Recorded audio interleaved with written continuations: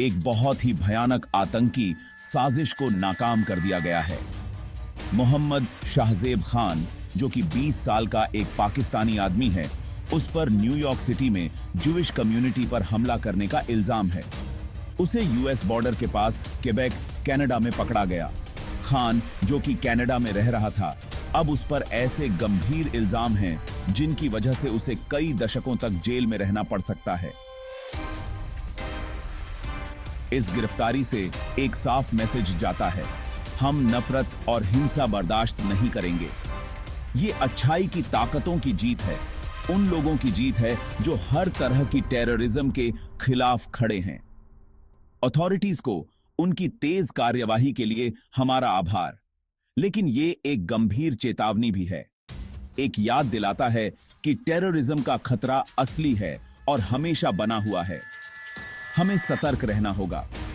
हमें इस बुराई का सामना करने के लिए तैयार रहना होगा, चाहे ये कहीं भी अपना सिर उठाए। आतंकवाद के खिलाफ लड़ाई अभी खत्म नहीं हुई है।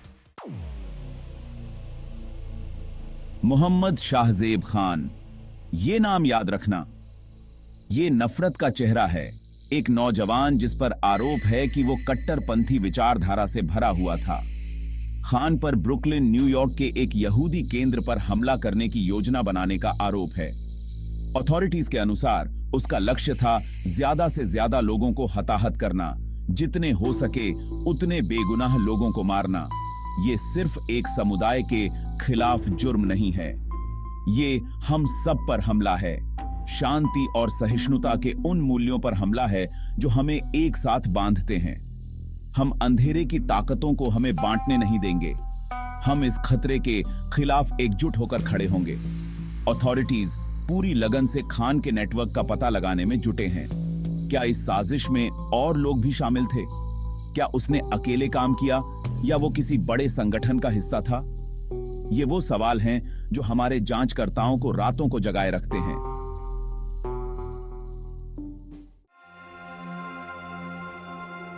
इस जघन्य कृत्य के लिए चुनी गई तारीख कोई संयोग नहीं थी।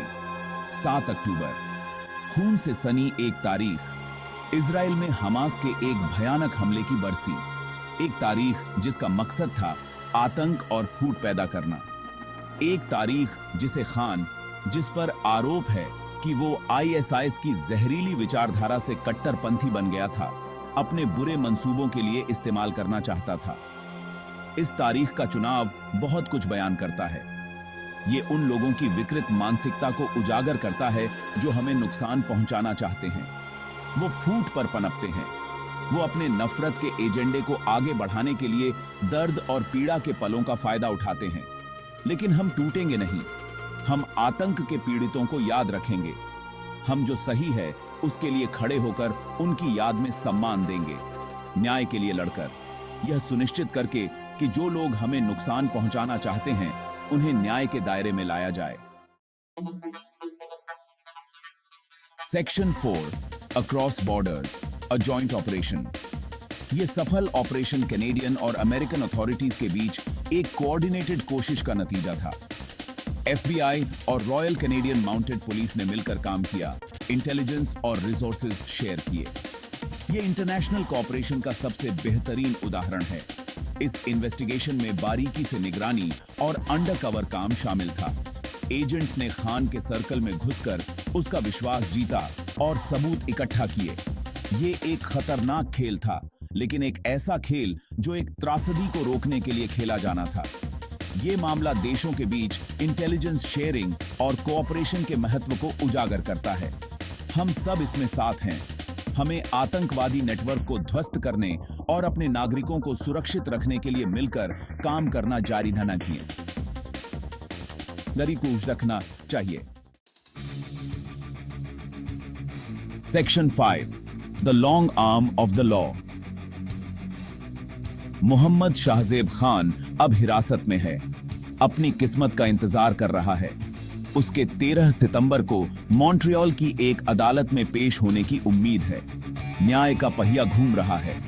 उसे अदालत में अपना पक्ष रखने का मौका मिलेगा, लेकिन इसमें कोई शक नहीं है उसके खिलाफ सबूत बहुत मजबूत हैं। अगर दोषी पाया जाता है तो उसे 20 साल तक की जेल की सजा हो सकती है। एक ऐसे जुर्म के लिए एक उचित सजा जिसके विनाशकारी परिणाम हो सकते थे। लेकिन लड़ाई यहीं खत्म नहीं होती है। जांच जारी है। अथॉरिटीज ये पता लगाने की कोशिश कर रहे हैं कि क्या इस साजिश में और लोग शामिल थे। हम तब तक चैन से नहीं बैठेंगे जब तक हर आखिरी साथी को न्याय के कटघरे में नहीं खड़ा कर दिया जाता। ये हम पीड़ितों के जिम्मेदार हैं। ये हम खुद के जिम्मेदार हैं। ये था बेसी।